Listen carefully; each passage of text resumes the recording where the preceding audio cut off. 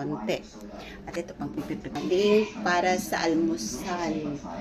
Gawin ko ay lalagyan ko ng egg yan.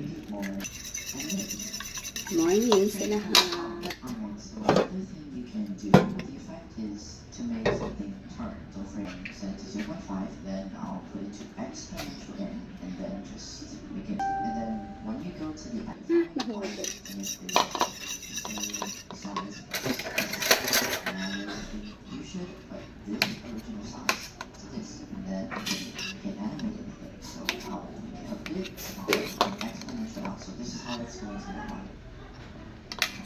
Right? That's pretty much it.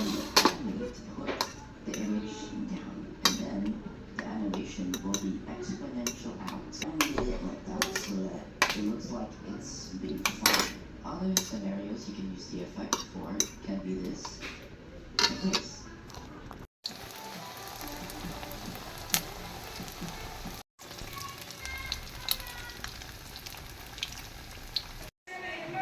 Iyan na ang aking na-prepare na food para sa aking mga kids.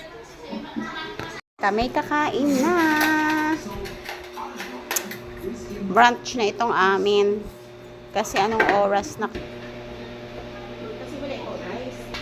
Ito kasi sinilip na.